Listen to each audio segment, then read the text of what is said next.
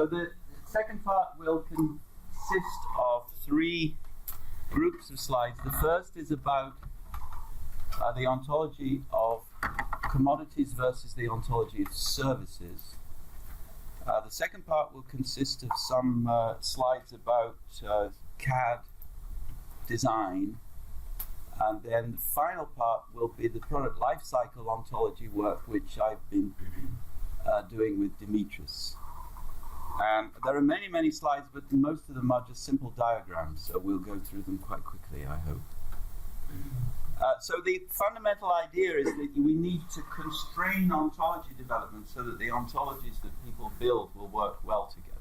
And BFO is a methodology as well as an ontology for doing this constrained development. And this is the top-level ontology that we saw already based on the gene ontology. And the idea is that there is a fundamental split between 2 kinds of entities, those entities which continue and those entities which occur. And BFO would be proved to be an incorrect basis for an ontological approach of this generality if people could show that there are entities which are neither continuance or occurrence, or both continuance and occurrence. And there are various attempts to show that there are problems of this sort, but I know how to answer all those attempts, and they all fail. So this, the state of the art, I claim now, is that this works. There are issues with numbers, for instance, or with abstract mathematical entities. Are they continuance or are they occurrence? But I'm not going to be developing a new ontology of arithmetic. I think that we already understand arithmetic. We don't need to develop an ontology in order to be able to cope with numbers. All right, so let's talk about services and commodities. Commodities are continuance, services are occurrence. That's the idea. And services are characterized by the fact that the production and the consumption coincide. So services are things like hairdressing, teaching, and if you think about it, when you go to the hairdresser, you consume the service as the service is produced. Where commodities are such that you can transport them, store them, rent them, and so forth. So they don't have to be consumed as they are produced. In fact, quite the contrary. The whole point of producing commodities is that you can consume them whenever you like. Now, many things involve both a commodity side and a service side. For instance, you rent a phone network, and then you buy a phone. The phone is a commodity, but you want to have phone service. The phone provides a service. The telephone network provides a service. The telephone company provides a service. And even cars involve services. For instance, when you buy a car, you go to a car dealership, and then the dealer offers the service of selling you a car. Now, you probably do pay extra for that service, actually, but it's intellectually distinct from the car that you buy. Everyone is looking puzzled. To me, this is obvious. I have a very short question. Yes. Why have you chosen the term commodity? I would have thought of product to be... Yeah, so I'm not happy with any term, actually. So commodity, good, product are all possible words for this. What I'm saying applies also to buildings or bridges or subway systems. They are, but you wouldn't describe a subway system as a commodity. It provides a service, but the system itself, the railways and the track and so forth, are a continuant. So maybe we need 3 things: infrastructure, products, and services. Still, we would have an opposition between services on the one hand and everything else. Sorry. Yes? Should we talk, might we talk about assets rather than commodities? Since Yes, so commodities can be seen as a kind of asset. as I say, I'm not happy with any word, but I'm happy that you are happy with assets. Thank you. So, this is all clear. So processes occur in time. What that means is that they have a beginning, a middle, and an end.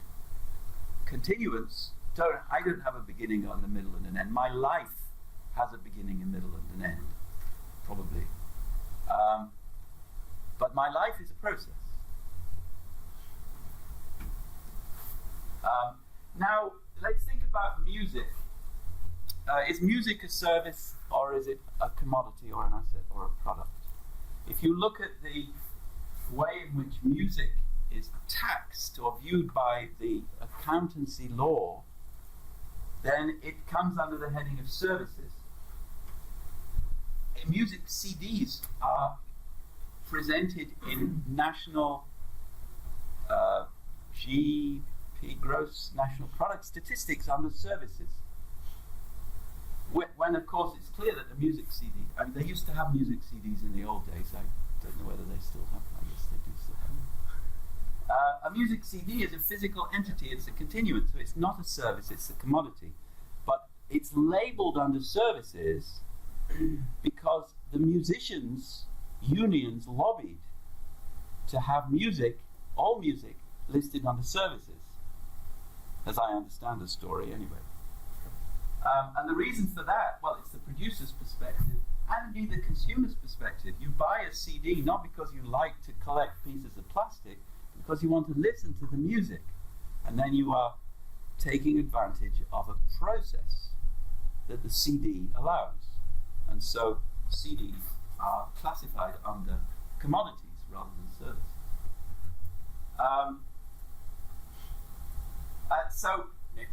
Yes. Just to discuss another Yes. example. So, I remember some years ago when I arrived to Switzerland after some time, I was reading the newspapers and advertisements, etc. So in Switzerland there is a strong banking system. Yeah. And I was impressed to read and hear that banks talked about what they offer as products. Yeah. It's our product. Yeah. So what is your opinion? I think that's a mistake. It's a mistake. Yeah. They're talking I about think they're still using this. Financial products. Financial products, yes. Yeah, so we need to talk about that. With some financial products are indeed commodities or assets in the sense I'm talking about here. Many of them are services, but usually products and services go hand in hand in any case. So let's think about outsourcing. In the olden days, manufacturing companies would create their products in-house, and so their effort was classified under the gross national product statistics as manufacturing of commodities. So it was a commodity.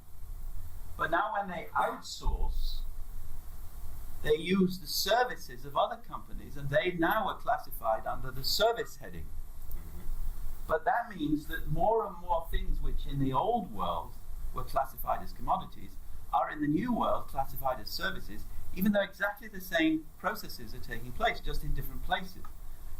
This means that there is a big question whether, as is often said in the newspapers, Western economies are becoming more and more service economies. I think it may be that we are just making a mistake here, because we are reclassifying the same activity under the service heading when it's the same activity. So, as I say, a service is an economic good where production and consumption coincide, and here are some examples.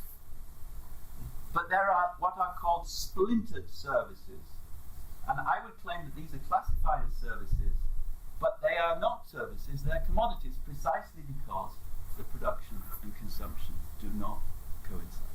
So journalism is a commodity, industry. House painting is a commodity industry. So you pay a painter to come and paint your house, but you're not really paying for the service. You're paying for the commodity, which is the thin layer of paint that he or she leaves behind on the wall. And of course you can then enjoy it. You can consume that thin layer of paint forever. You don't consume it when the painter is in your house. In fact, you probably move out of the house while he's painting. So It's different from hairdressing. You can't outsource your hairdressing. the difference here, for example, is that at the end, like in the painting example, at the end we have something which is physical, and if But that's true of hairdressing too. of hairdressing. Yeah, you have a pattern of your hair, Yeah, but which you can walk out yes, and then for charge. example, nursing. If you take, for example, nursing. Yeah. So this service is, let's say, offered by human, which is Yeah. the physical, let's say, entity that Yeah. offers this service. Yeah. So what's the difference? So, for example, television. If you take television, telephone here, so you have the service, which is to see the movies or whatever, Yeah. through the television. Yeah. And in the nursing example, we have the service Yeah. through a human. Good. So Or in a robot. So we have to think about this very carefully. Let's suppose that you go to the telephone store Okay. in downtown Lausanne and you sign a contract and you're going to pay, I don't know, 100 euros a month for telephone service. Mm-hmm. I believe that you are not paying for a service when you think about this carefully. What you're paying for is the entire telephone system. It's there. Even when you're not using it, you're still paying for it. Because they use You only use it every so often, but you want it to be there all the time. So it's like buying a car. It's just that when you buy a car, in your case, you share your cars all the time. But normally you buy one car just for you, but you only use it for a few minutes every day. You're buying a commodity, and you're consuming it at various times. Okay. So production and consumption clearly do not coincide. It's the same with the telephone. It's just that in the case of the telephone, you're sharing the telephone system with thousands or millions of other people. So, If we go to the nursing example, yeah, so there you're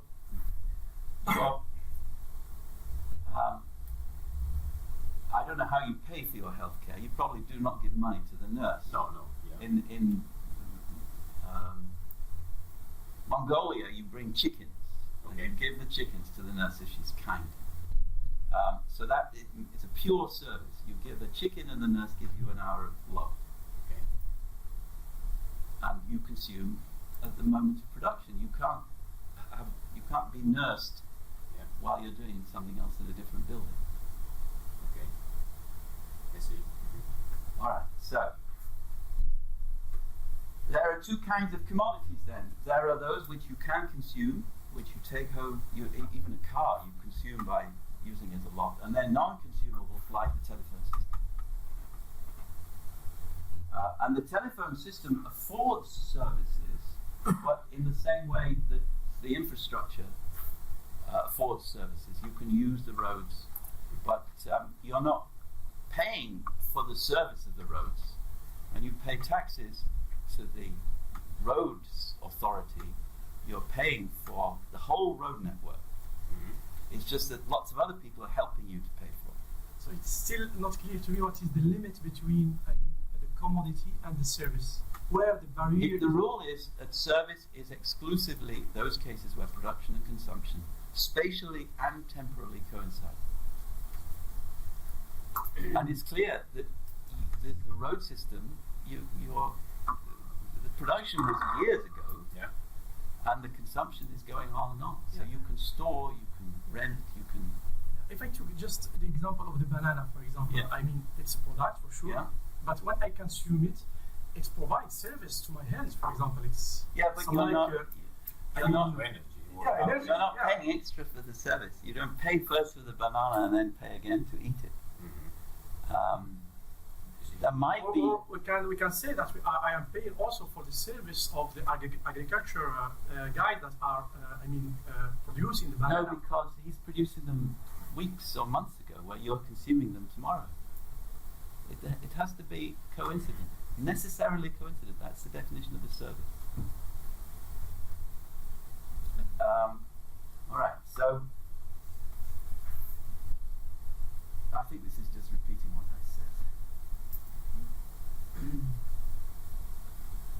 So the telephone system and the television system are similar. The television system includes a lot of actors and cameramen and cameras and studios and so on. And we pay, or the advertisers who are the middle men pay for that system to exist, and it's there all the time. We can use it whenever we like. So it's a commodity, and it's the same with the telephone network. But both of them are of value because of the services that they offer. But we don't pay for the services, we pay for the commodities, but we pay en masse. Now, car rental, you should be able to guess now, is this a service or is it a commodity? When we rent a car, are we buying a service or are we buying a commodity? Primarily, we're buying a commodity.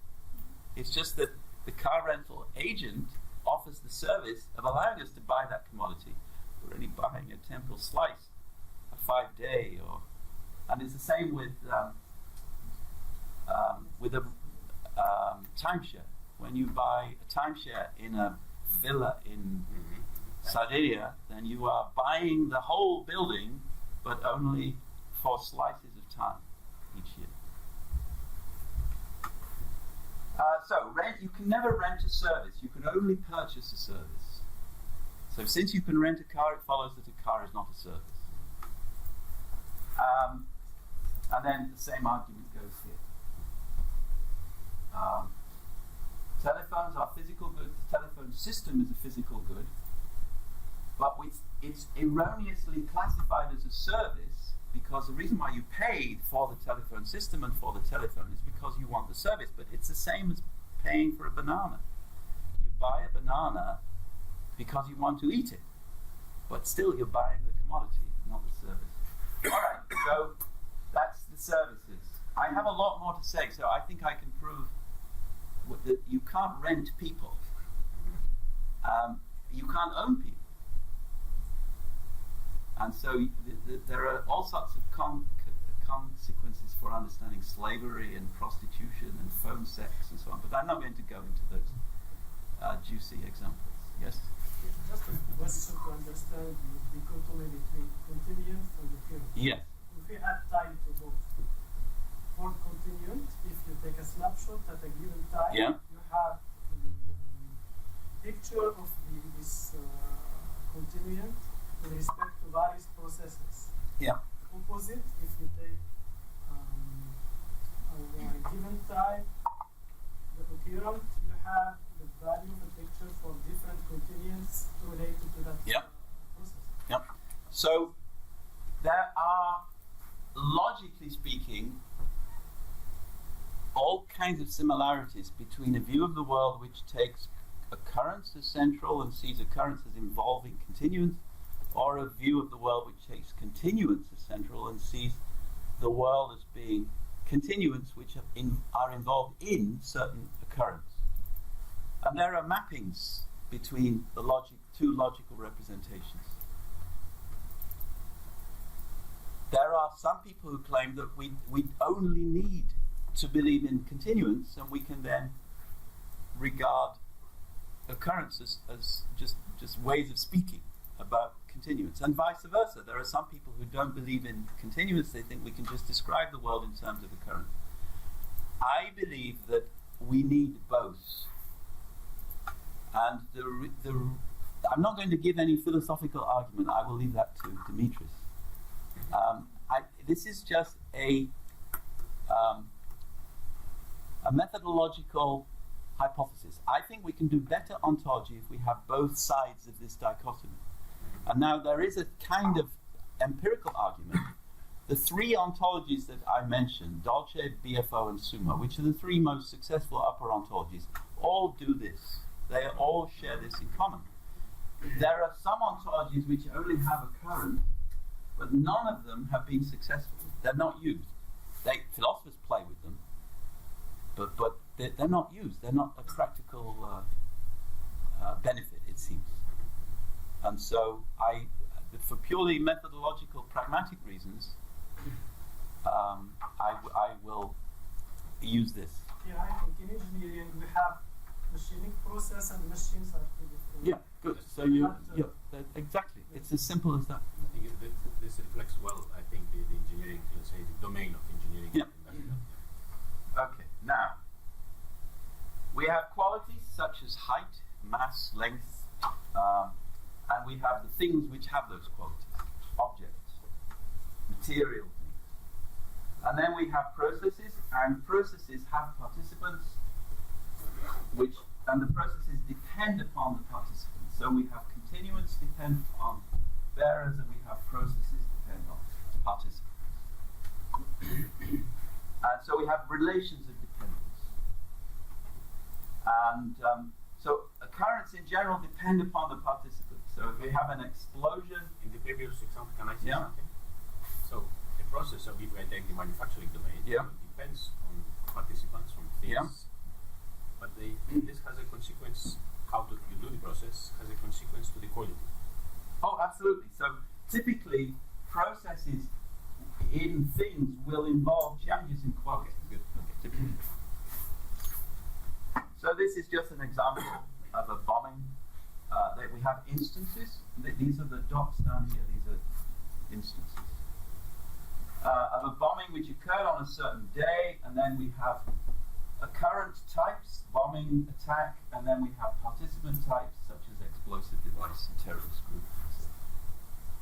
And this dependence relation here is a relation-specific dependence. So the mass of this phone, this particular mass of this particular phone depends on this phone. It's an instance. Your phone has exactly the same mass, but that's a different instance of the type mass. Mass, you mean the grams or Yeah. the quantity? Then some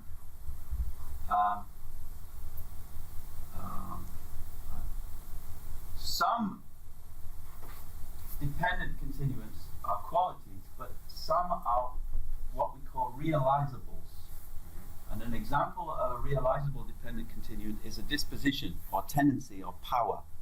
So my disposition to go bald, my disposition to become tired are realizable dependent continuants which are realized in processes of going bald or of becoming tired. And so this is the way BFO deals with what is possible, by arguing that there are dispositions in the things in the world. May I? Yes? Sorry to interrupt you, but I think it's interesting. So in BFO, you have disposition and then function. Yeah, we're coming to functions. Just I would like to, let's say, to do some discussion also in terms of English language to Yeah. understand all of Yes. this correctly. This relation between a disposition and then function. What is Functions are special kinds of dispositions. In fact, I think that's the so skills and talent. You said that already. Yeah, I'm going to But say that. give some examples of that. Yes. So a function is a designed disposition or an evolved disposition.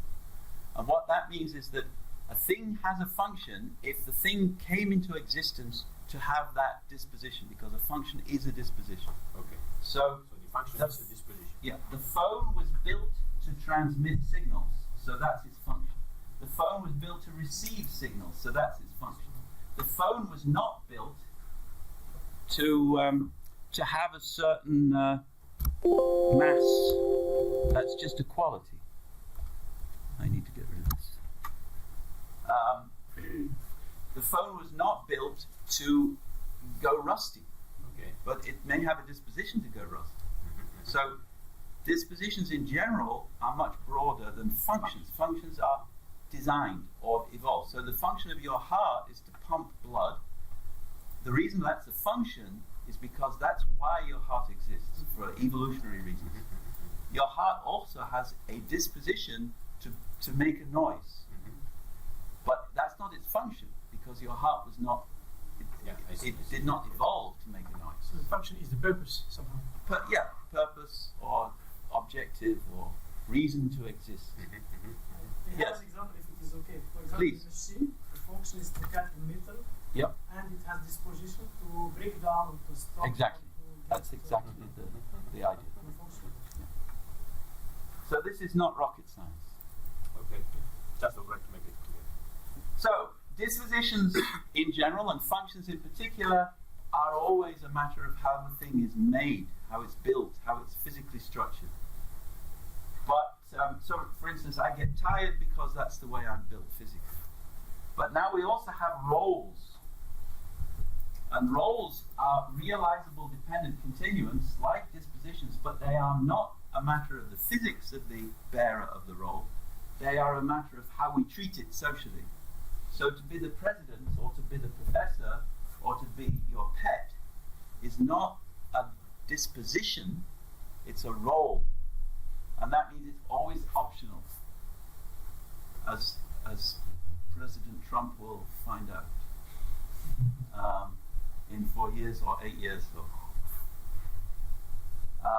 So we have roles which are optional realizable dependent continuants. We have dispositions which are physical realizable dependent continuants, and then we have qualities which are not realizables, they're just what you have, your mass, your height, and so on. And now we've talked about continuance and occurrence, dependence and independence, roles and dispositions, types and instances.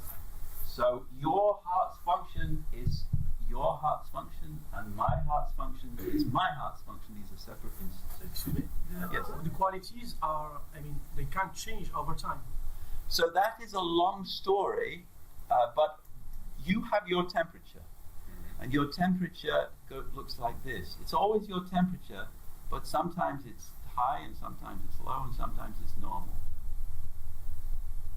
That's the long story. So you take it in interval?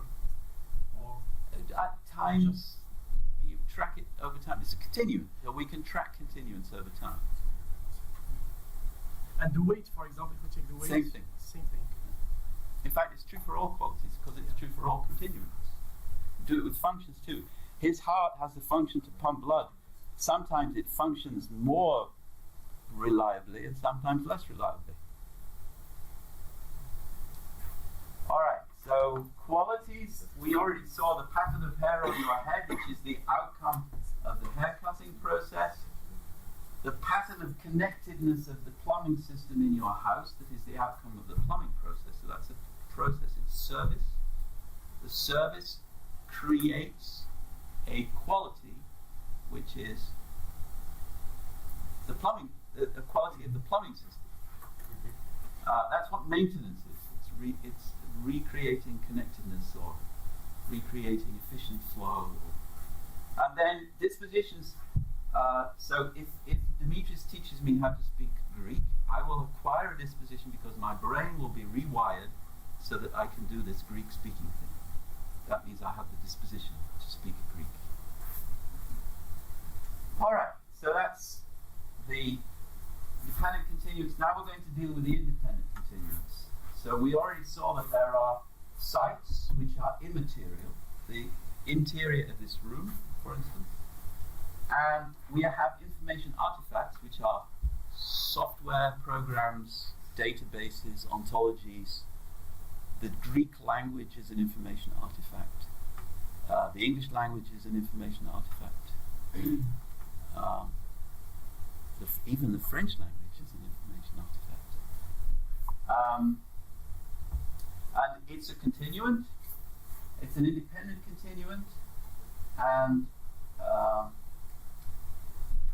well, we have to talk more about those cases. But it's immaterial. It's not made of molecules. So let's just think back about processes and services now that we've seen more of BFO. So there are manufactured goods, including software on the one hand, and then there are services of selling, and then there are contexts in which the selling takes place. So the car dealership, the showroom, where you buy your BMW. And we have not developed the details of the ontology of settings in BFO, but there is a paper here in which I sketch how I think that should be developed. And so the crucial thing is that the value of a service depends on the setting when it's delivered. So that's why it's more expensive to buy a haircut in an expensive hair salon than it is to buy one from some cheap barber somewhere. Now the value of a commodity is different. does not depend. It can depend partly on the setting where you purchase it, but that's a relatively minor consideration. May I say something? Yeah. In the previous example, with the haircut. So I used to do various types of services, an expensive salon or Yeah. barber or my wife. Yeah. And my wife and Yeah, friends that's very. found that the results or the quality of Yeah. the haircut done by my wife is Yeah. much better than the others. So that's a long story, which has to do with the earlier Because story. the setting is, we do it in my bathroom, etc. So the setting is totally different Yeah, from the so I'm talking about the realm of what has economic value. Okay. And I hope that you don't see your wife in those terms. No. Sometimes she says that, but together we don't see it in that terms. All right, so these are examples of settings. Where you buy it, where it's delivered, where it's used, where it's delivered for commodities versus where it's delivered for services. Here, the setting is crucially important. Here, it's not so important. And then also there is the setting which is relevant for tax purposes, for instance. So the very same action performed in one place, for instance, in your home, may not be liable for tax, but if it's performed in another place, it may be liable for tax. Can you go back? You said that You keep telling me to go back. No, go back. The slide. So Yeah. delivery for commodities and delivery for services. Yeah. You say the last one is more important. Yeah, because the service and the delivery are one and the same thing. A service is the delivery of the service, where the commodity is not the delivery of the commodity. There is no intellectual difference between the service and the delivery of the But service. for example, let's talk about the delivery of a nuclear power station. Yes. The official, the formal delivery of the Westinghouse or Yeah. Areva, the French one, Yeah. to Japan, to Fukushima. Yeah. So the formal delivery is a very complex process. Yes, and in that And particular has case, enormous consequences. yeah, that's true. So for some kinds of commodities or assets, the delivery is indeed very important because of safety reasons. I agree. No, but it's not. It's not the for same. telephones, etc. It's not. The nuclear power station is not identical with its delivery, where the haircut service is identical with its delivery. Okay. All right. I see the difference. So that's why when you buy a service, you also buy a delivery setting because you buy the salon. Right? The environment of the salon is part of the service. So the delivery setting for a commodity, it's relevant for a few days or minutes, but otherwise it's not relevant. So now we come to real estate. And here again, we haven't worked this out in detail, but there are some papers on the beginnings of this. So for building the setting, so for a car, the setting is irrelevant because you're going to drive it around to different settings. But for a building, the setting is crucial. And then the question arises whether you can buy a setting. Well, buying land is part of it. It's not the whole of it, because you may buy the land in some beautiful mountain spot. But then 5 years later, they build gigantic nuclear power stations all around your house. But anyway, when you buy real estate, you buy the commodity and the setting at the same time. Okay, now we're going to apply all of this to CAD. This will go very quickly. So this is your house, and this is the plumbing. This is the infrastructure, the plumbing infrastructure, and you're going to have to connect the two. And so the place where the connection goes involves a hole. So this is a hole here. And it's three-dimensional. The positive and the negative, yeah? Or the male and the female. The male and female. Which is positive? In common language of plumbers, they call it male and female. So Yeah, so electricity you're is not the same, committing correct? to which is positive. All right, so the whole is very important. And this may seem trivial, but the origin origin of BFO was on the one hand in the gene ontology, but on the other hand it was in geospatial informatics, trying to deal with sites in geography. And sites in geography include both mountains and valleys. And valleys are sites where mountains are material,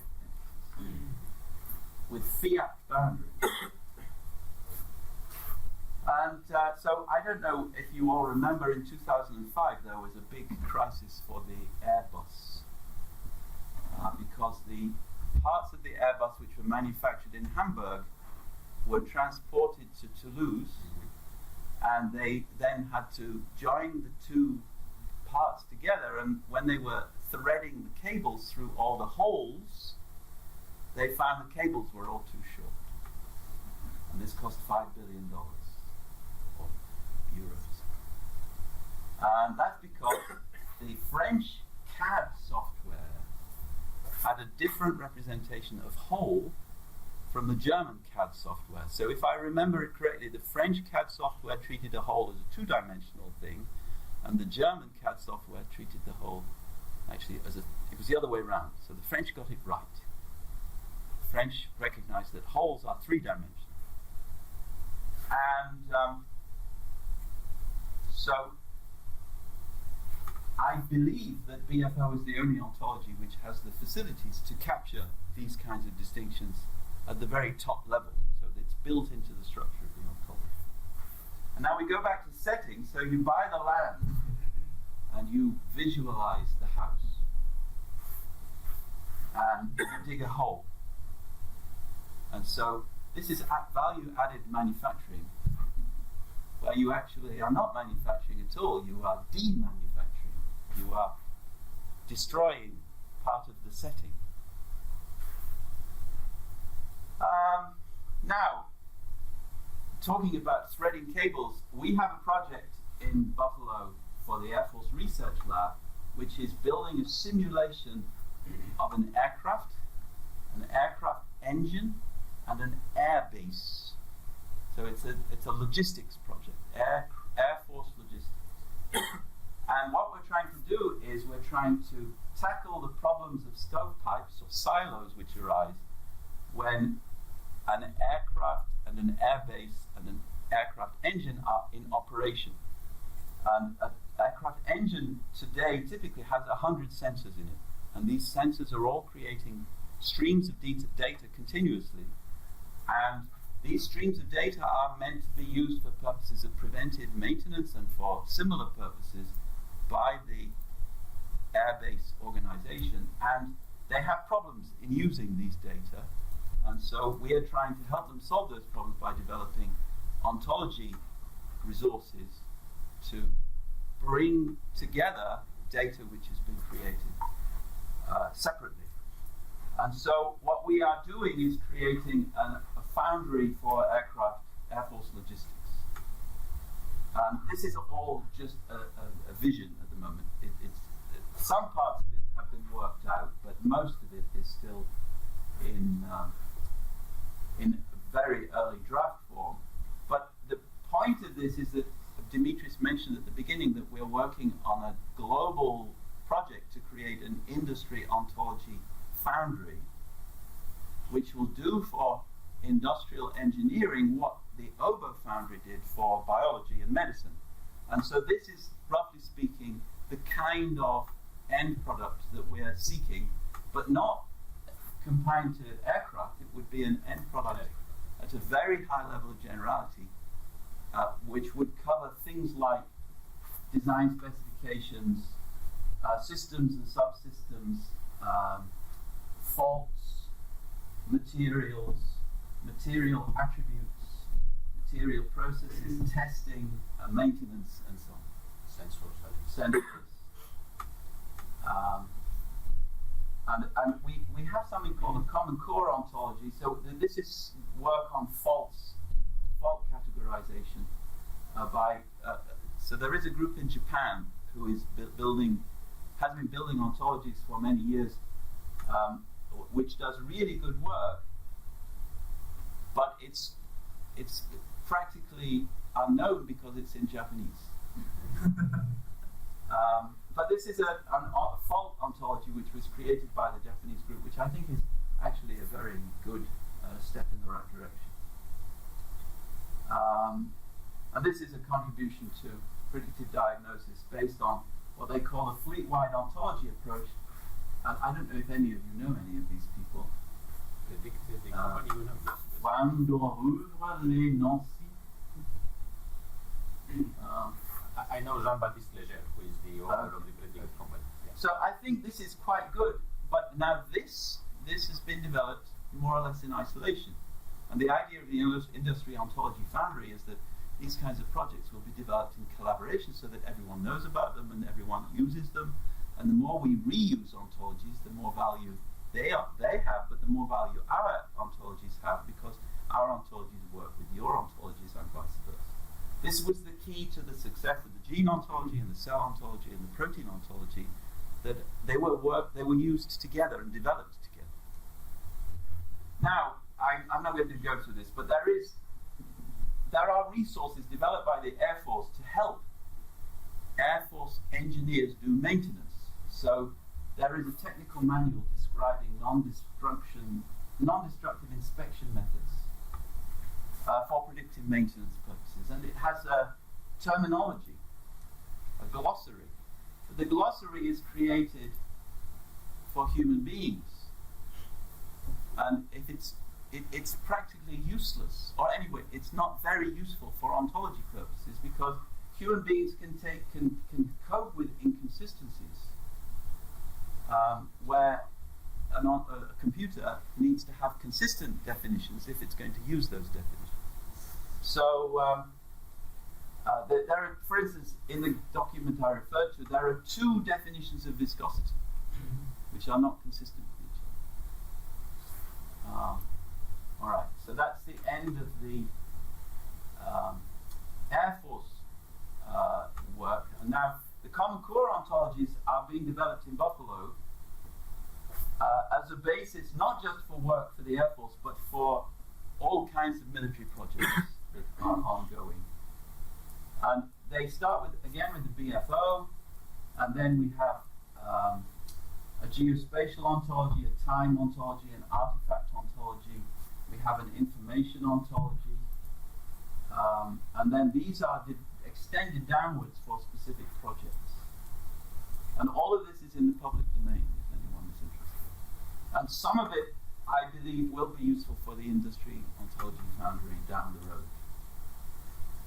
So that we have methodology for developing the Common Core ontologies, which I can send you if you're interested. But now I'm going to move on to the final section. So some of you have heard about this from Dimitris, but I'll go through fairly quickly what we've been doing for the Product Life Cycle Ontology. I have a question. Yes, good, please. When you try to develop an ontology, you, at each level, you try to have exhaustiveness of categories and mutual exclusivity.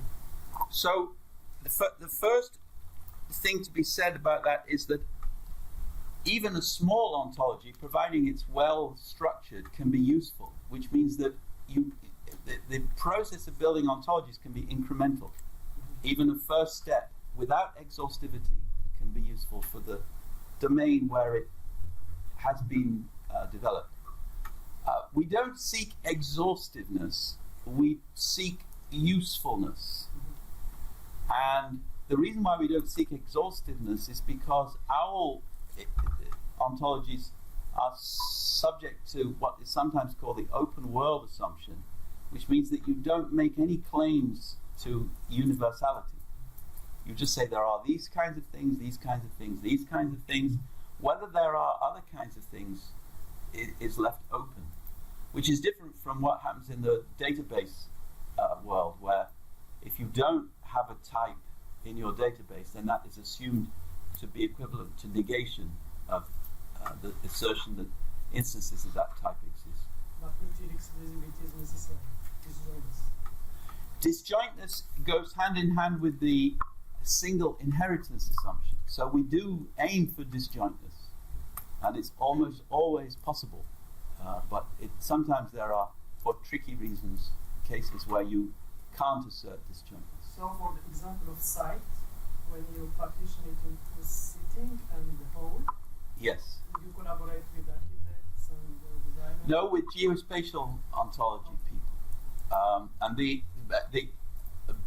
basically the details are primarily 0-dimensional site, 1-dimensional site, 2-dimensional site, 3-dimensional site. And then there is a sub-classification of 3-dimensional sites according to the boundaries. So the site, which is the interior of this room, is bounded by the ceiling, the light fixtures, the windows, and so on. But the boundary of the hole in the middle of this room, which is the cube or the cuboid shape bounded by the tables, is a fiat site because most of the boundaries are not physical. It's not a car. A fiat site is a site whose boundary is not physical. It's a matter of demarcation, for instance, by human beings. So the boundary between the smoking and the non-smoking zone in a restaurant Can we say that is a somehow fiat fuzzy? boundary. Can we say that the fuzzy? No, fuzzy is quite different. So many fiat boundaries are indeed fuzzy, as in the case of the boundary between the smoking and the non-smoking zone in a restaurant. That's fuzzy in a quite specific sense. But no, there are many crisp fiat boundaries. For instance, the boundary between Colorado and Utah, which is a straight line.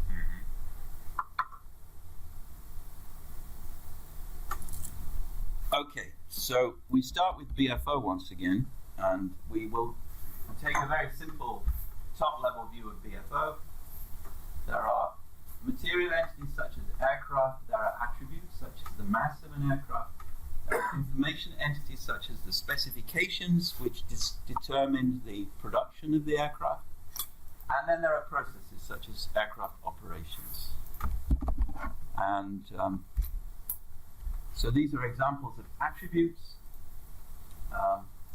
the state of a wing or the productivity of a maintenance engineering team. And we also in BFO have spatial regions and temporal regions. So processes occupy temporal regions, they also occupy spatial temporal regions, and material entities occupy spatial regions, but they occupy different spatial regions at different times as they fly around. And now we're just going to focus on these three. We won't deal with attributes just for simplicity's sake. So we have material entities, which are boilers and furnaces and factories.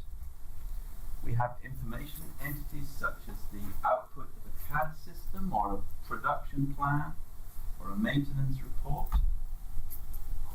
And then we have processes such as a design process or an inspection process or an end-of-life process. And we also have time because this is a life cycle. So this is the top-level organization of BFO, and we're going to show examples of each of these. So the top-level term of BFO is process. When we deal with the product life cycle, we need to think in two modes. One mode is the planned process. So we are a BMW management staff person, we're thinking about developing a new car.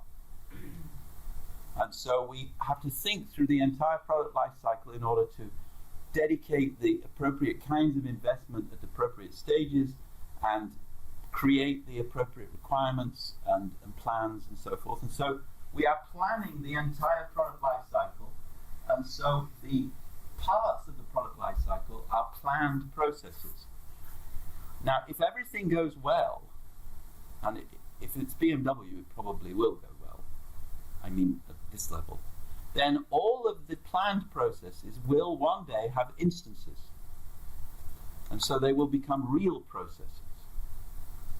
But once we have realized the planned process, once we have realized the plans, all of the plans, then we will also have cases of failure. And that means that we have processes which are not planned processes. So this ontology is an ontology of the product life cycle as a collection of planned processes. That doesn't mean that they're not real, because the plans will be realized. But it does mean that we ignore, for this purpose, all the faults and so forth which are going to arise because plans fail for one reason or another. That's another ontology, or a collection of ontologies. So that the strategy here is as follows, and this is a strategy which has been tested in medicine. If you want to understand how things go wrong, you need a really good representation of what it is when they go right. So when they go right, for instance, in the case of the development of a human organism, you have 2 arms and 2 legs and 1 head and 1 nose and 2 nostrils and 32 teeth and so on. Once you have that, and that's a very rich collection of ontological relations, once you have that, you can describe all the things that can go wrong in a relatively economical way. Some people have 3 breasts, for instance. And that's easy to describe once you have described the canonical organism, which is the organism as produced by the canonical human genome. Now, we're going to do the same thing for the product life cycle. In order to be able to describe all the many different ways in which production processes or use processes or end-of-life processes can fail, we first of all describe the generic case of what happens when they go through successfully. And then we can describe failure in an economical way. I have a question. Yep. Here. In the previous slide, you showed that, you're repeating that there are material entities and then there are data that Yep. Can be referred, like Yep. a product of a model referred Yep. to the material. Here, I would have expected to have also for the process, the real process and the representation of the process, like the plan. Yeah, you will see that. You will see that. I hope. All right. So the product life cycle then starts with the design process, and then there is a generation of a production plan process, and then there is the actual production process. The production process then is followed by maintenance processes and use processes, which are interspersed with each other. And then at the very end, you have an end-of-life process. Now, there could be many more things going on here. For instance, it may be that this is a product life cycle for a component. And then after the production process, we will have the installation process when we install the component in the larger product.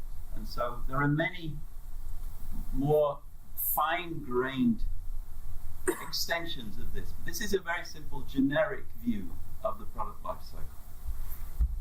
And all of these are processes, and all of these processes are parts of the product life cycle, which is also a process. So we have the product life cycle, and we have all the parts of the product life cycle, and everything that you see here stands in the is-at relation to the planned process type. So they're all subtypes of planned process type. Yes? Maybe I'm wrong. Since we are talking about planned process, Yeah. right? Maintenance process. Yeah. I think here we should talk about predictive or a specific kind of maintenance. No, process. I think that when you build when you conceive a plan for building a certain product or making a certain product, you already understand that there will be maintenance processes. Mm-hmm. Some of them will be processes which are part of the predictive maintenance family, but some of them will be maintenance processes as a result of accidents, so crashes. Yeah. Things. Okay. So it's completely generic. Oh yeah. Okay. Yeah? Because you have maintenance of the product during the use, Yeah. but you can have maintenance of the machines during the production. Yeah, so as I say, that this is a very generic, high-level God's eye view. Where we're talking about Greek gods now, of course. But there are more granular ones. And there are going to be product life cycle ontologies for every industry, every company, every product part. So there have been many ontologies like this. So the product life cycle is a process, just as are all the parts of the product life cycle are processes. And so this is a generic perspective from the manufacturing industry. The Air Force has different terms and describes the boundaries between these different terms somewhat differently. But we assume that this generic view is going to be reproducible for different areas of manufacturing. And then we can extend it to non-manufacturing, for instance, construction, infrastructure maintenance, infrastructure building. Software is not a manufacturing process, but it's going to have at least something like this life cycle, we think. For example, here it's interesting to see in this case that they use product support. They don't use the concept of product use. So I guess product introduction means taking the aircraft to the base, and then product support means you answer the phone when they call and say what should they do when the engine won't switch on. So they're just not looking at it from the perspective of the user. But here we're trying to build the user in at least a little bit. The user presumably also is going to play a role in the design process. Certainly for the Air Force, they do.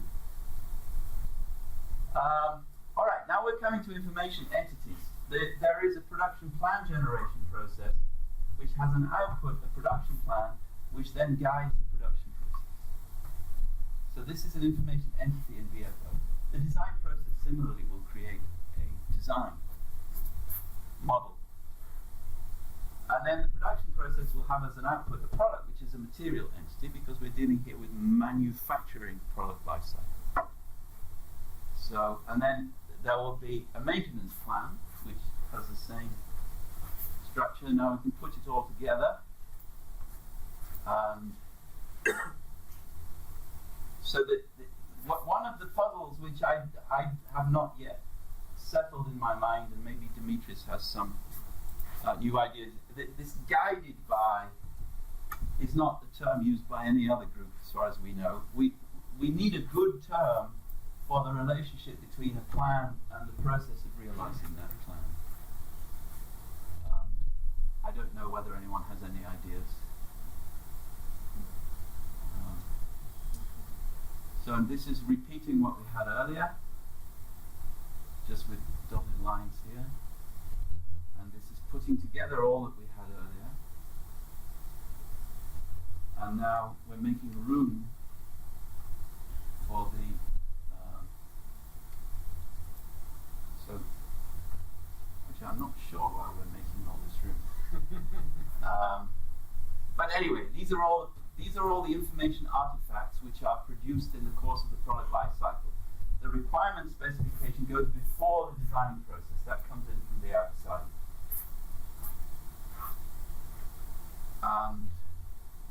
And now, when you build an aircraft, you will create a technical manual. And the technical manual that will then serve as the basis for creating maintenance plans for the various different kinds of maintenance, which you will need to anticipate because it's such a big and important commodity that you have to be very careful to, for safety reasons also, you have to be very careful to ensure that the maintenance is well documented. You wanted to say something? Yes, this is done from the user perspective of the airplanes. For example, if I am Airbus, I have the maintenance during the production process of my machines that produce the airplanes also. Yes, so it doesn't so that's an interesting. It's an interesting view, which I was doing this very much from the perspective of the user. But from this point of view, the Airbus is the user of the production means. So it will be similar, but for the machines, not for the. Yes, so you're saying that the manufacturer of the airplane will maintain the machines used to manufacture the airplane. And that, I think that is the same product life cycle. It's just, it's the same product life cycle structure, but now the products are machines for making aircraft. Exactly. So I don't think that's a counterexample. I think it's just an application. And then it's interesting also for Roberto, because the machines Airbus using to produce aircrafts, sometimes they do the maintenance themselves because they know, but sometimes they ask the provider of the machine to provide maintenance services. And then there are the providers of machines which are used to make aircraft. So machines which make machines which make aircraft. For example, yes. Yes? I have a question on the definition of product in Yes? So I think it is three slides before. Yes, here, for example, the maintenance process has output. Yes, so this is an area where Dimitris and I had some disagreement. He thinks this is correct to say that the product is an output of the It's the maintenance. product as maintained, because the product still exists, and the airplane is still the same airplane with the same name, etc., and flies after the maintenance. Yeah. So, So- it's the concept as designed, as produced, as maintained, etc. Yeah. And this So is if something we very, go back- very common. The product is an output of the production Yes. process. I think this is correct. Yes.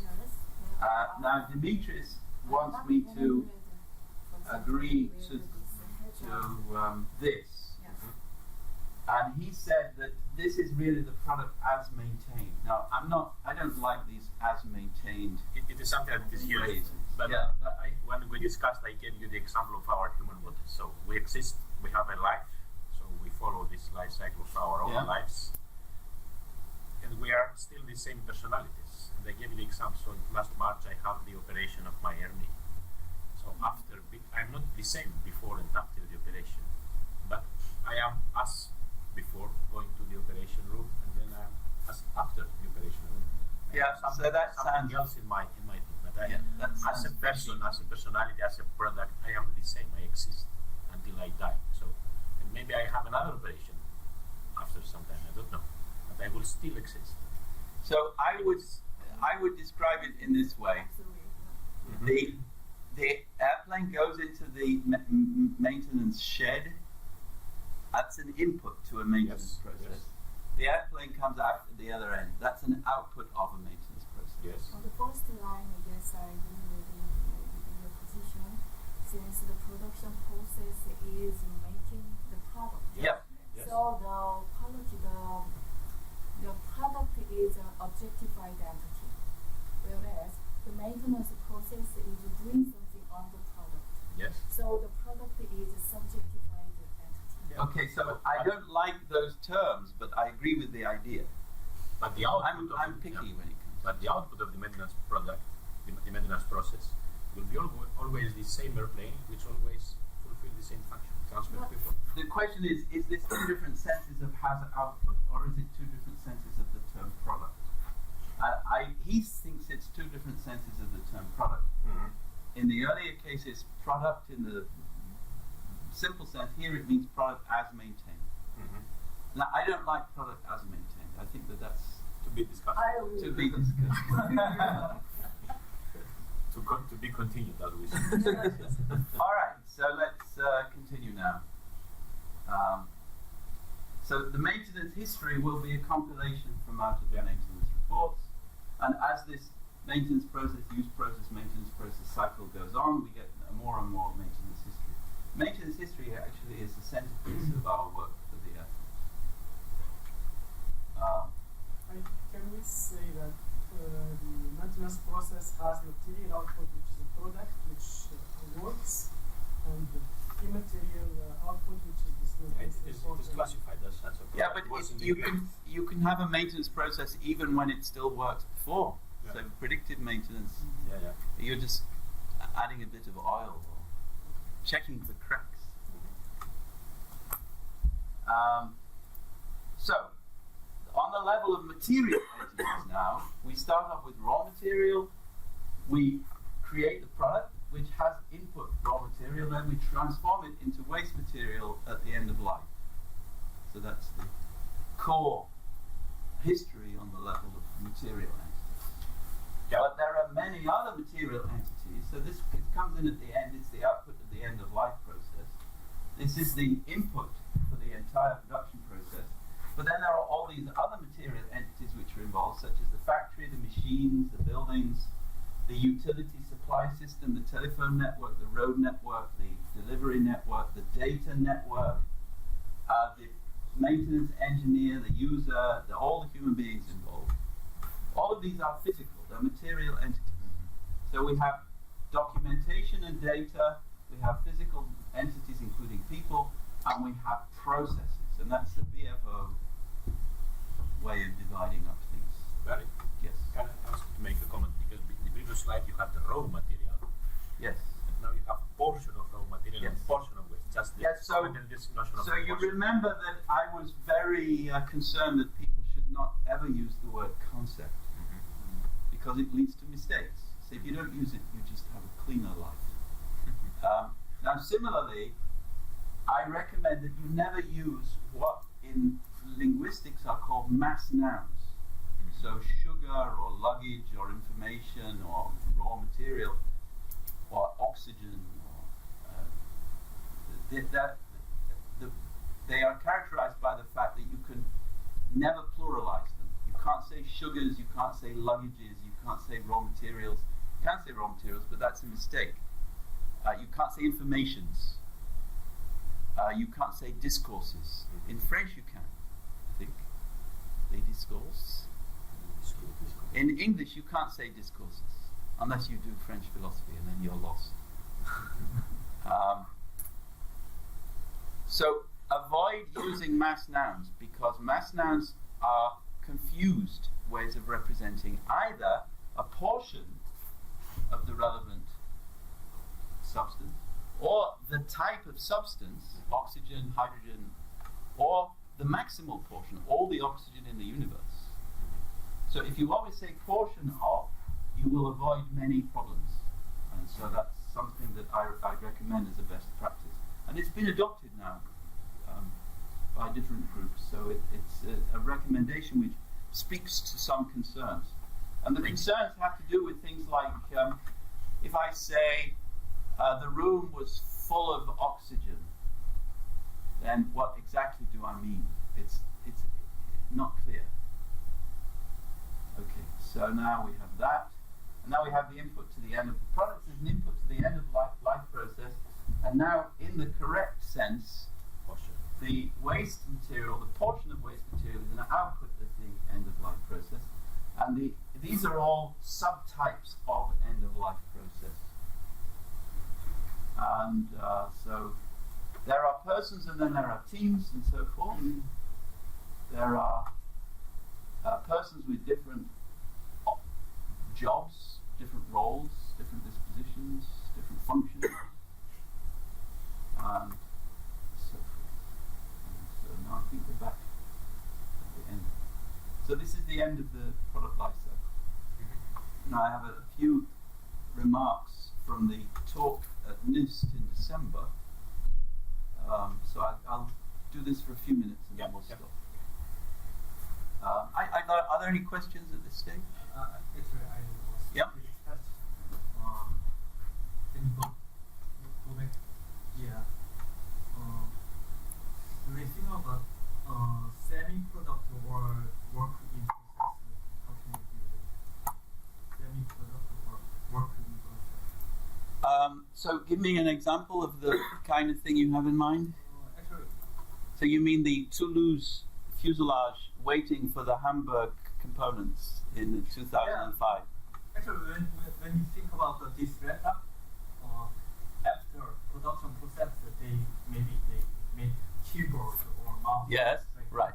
that. And they can sell it. It Yeah. can be product. Yeah, right. And So that's what I was getting at when I said earlier that this product life cycle is a simple generic case, but it will be extended then for more complicated cases.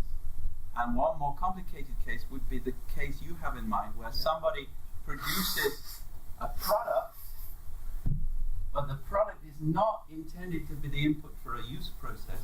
The product is intended to be the input to another production process, where it's compiled together with other parts to make a larger complex product.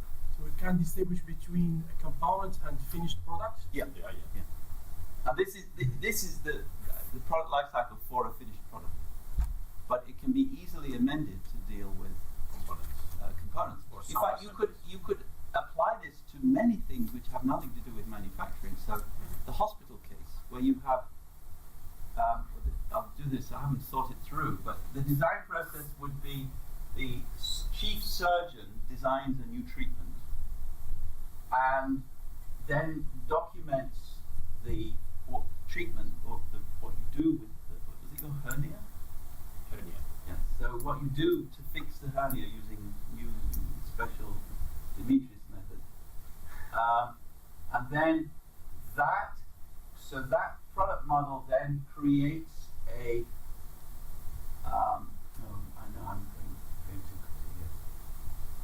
So all of this is squashed together. You just have the description of the process of fixing the hernia, which is a production plan, and then the production process is fixing the hernia in the patient, and the output of that is the fixed hernia, not the patient, but the fixed hernia.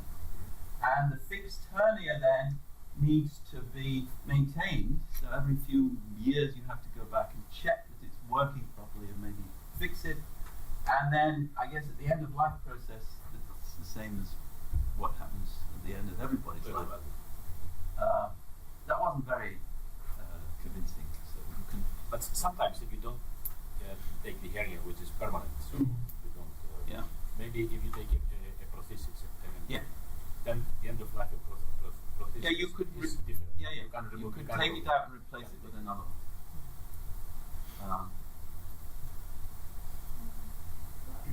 May I say something? Yes. Thinking of the diffusion of big data, etc., would it be useful to have kind of two layers in the middle layer, one referring to planned information, Yes. plans, and the other to reports? Because I've seen that you have highlighted report for maintenance, but not for other.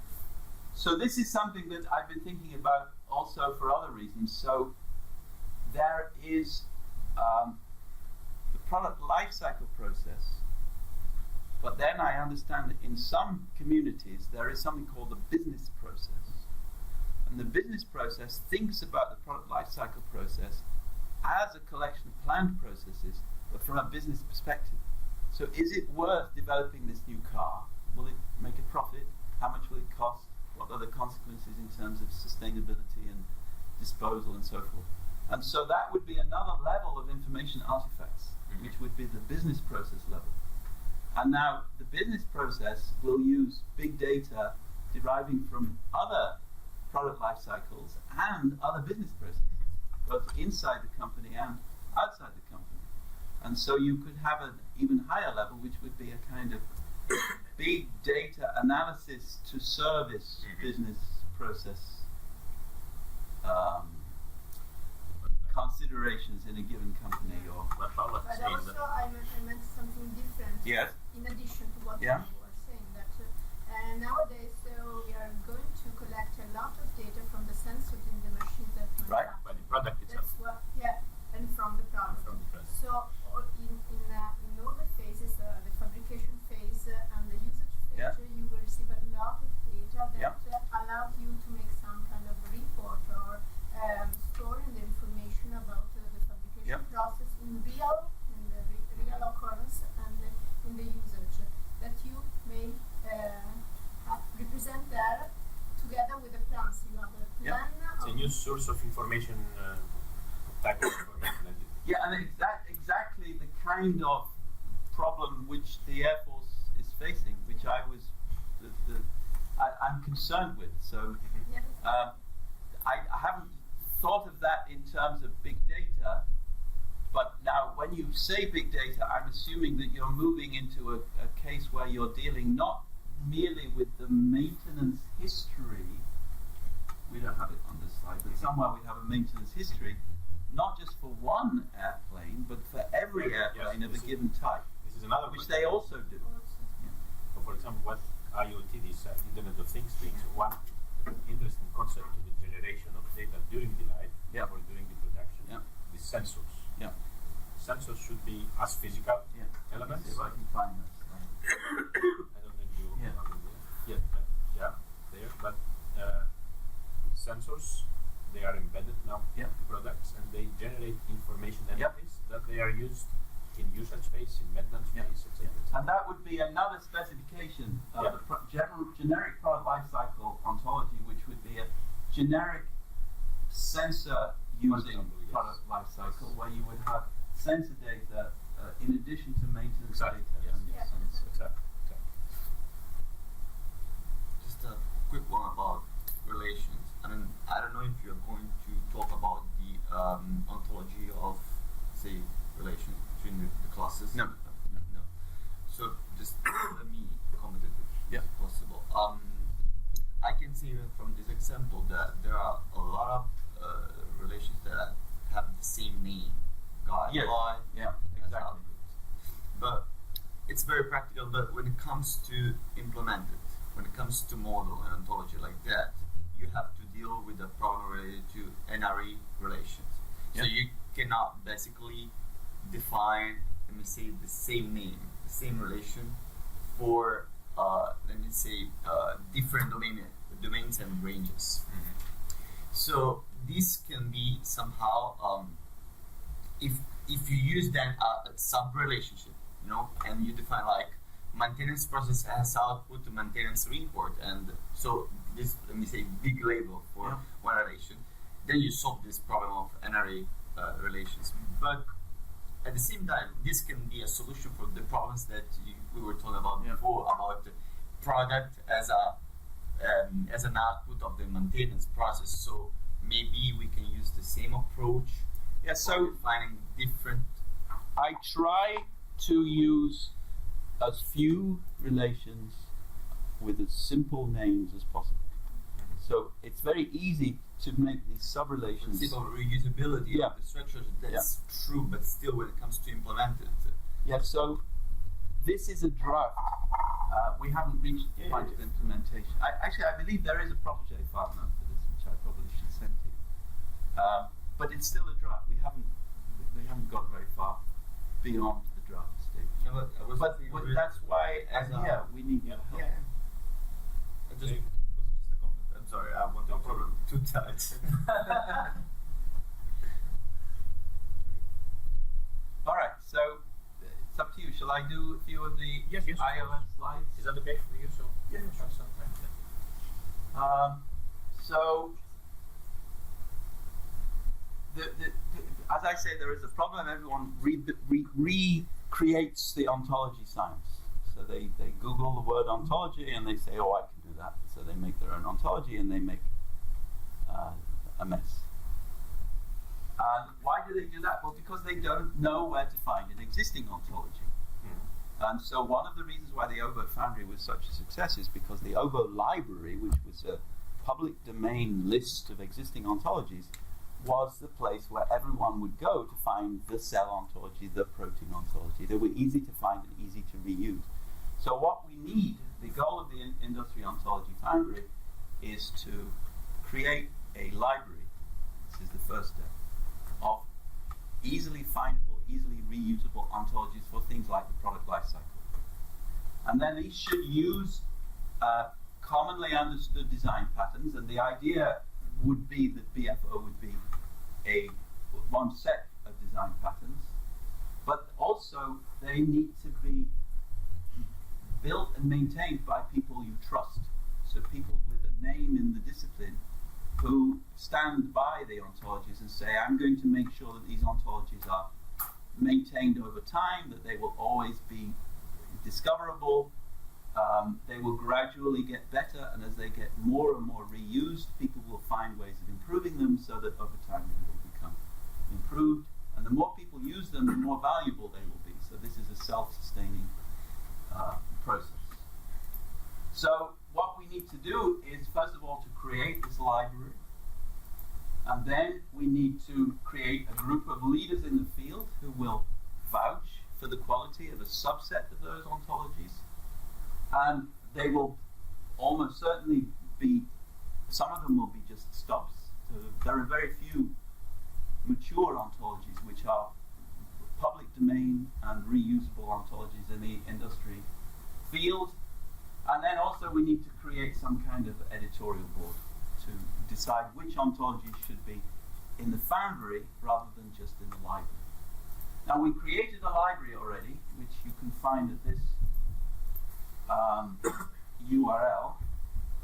And I don't know how many ontologies we have in there, but they're all public domain ontologies which you can download. And this is modeled on the bioportal, which was created by the NCBO, the National Center for Biomedical Ontology, to be a library of all biological ontologies. And if you want, I believe that you can submit new ontologies to this library very easily, but if not, just write to me and I will help you. So then we have some principles which the Obo Foundry principles are listed here. So you have to use the same language. You have to maintain when people report errors. They have to be public domain. There has to be a commitment to work with others. Common architecture, which I hope will mean BFO plus other things. No plurals. So that's a traffic rule. An ontology should only have singular common nouns, not mass nouns. Every term in the ontology should have a definition, both a formal definition and a text definition. There should be somebody you can contact. You should be able to submit error messages, and you should be able to get help.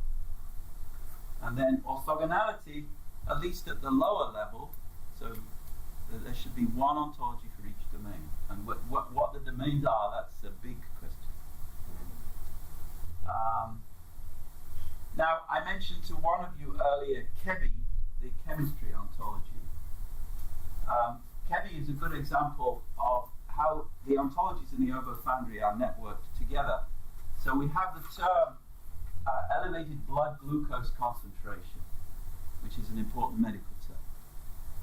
And we can define that term by using three ontology terms from other ontologies. So increased concentration is defined in the phenotype ontology, glucose is defined in the CHEBI chemistry ontology, and blood is defined in the anatomy ontology. And the goal for the Industry Ontology Foundry is that terms like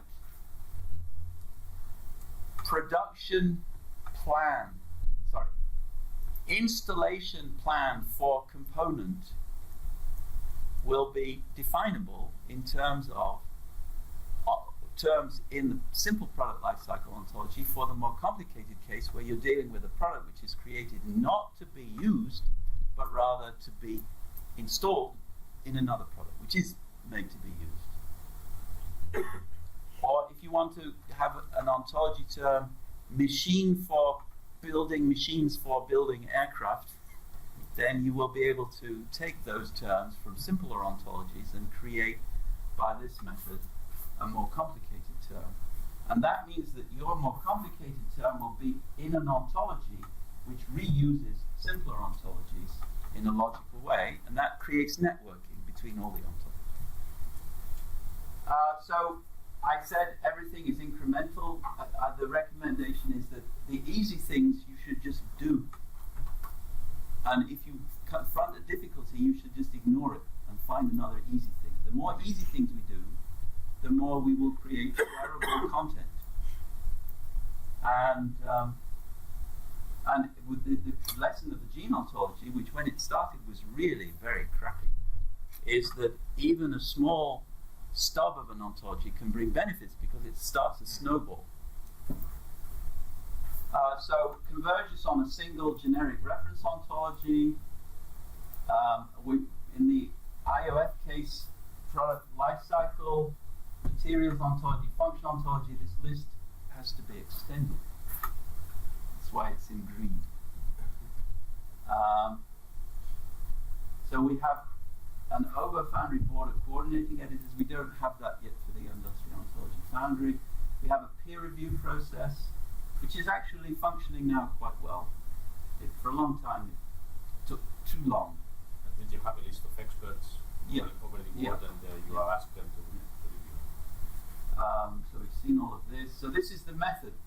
To build a cell ontology, you go to Protégé, you import VFO, and then you find the term in VFO which starts the process. So in the case of cell is an object in VFO terms.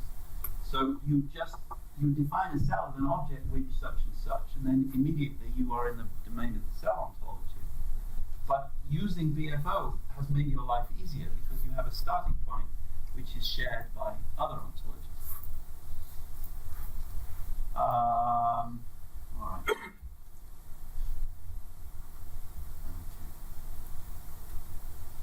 So the basic problem is the problem of trust. People need to trust that the given ontology will be reusable and sustained. And that's why we need a coordinating editorial.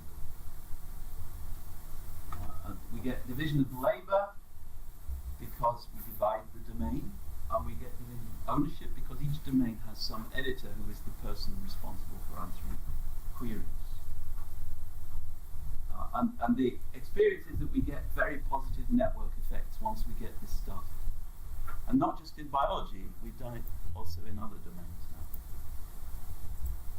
now. So the benefits of orthogonality, I remember that OGO Library was a place where people knew they could find the ontologies they needed if the ontologies had been created. So the key is to make sure that the library is up to date, so that people don't start building a new ontology when an ontology already exists. It's much better to take an existing ontology and help the editors of that ontology to improve it than to create yet another ontology from scratch. All right, so this is a first guess of what the Industry Ontology Foundry might need. But it's really just a guess. I'm not sure where this came from, even whether it was me or... I don't know. It's not me. Okay, so we've seen that. That's it now. More general question: is every domain of our life is we can project it into an ontology, or can describe it with an ontology, and more larger? Can we do ontologies on our language? I mean, You mean Greek? whatever the language. French, For example, why I asked the question: can we, for example, pass from one language to another? Yeah, good. Yeah. Okay, so with regard to your first question, you should not build an ontology just because you like the idea of building ontologies. You should build an ontology because you have a specific problem, which is typically the problem of aligning data coming from heterogeneous sources. There are other kinds of problems which ontologies can help with, but that's the typical problem. So in other words, you should have a problem before you start, and you should recognize the problem. You should build the ontology to help solve that problem.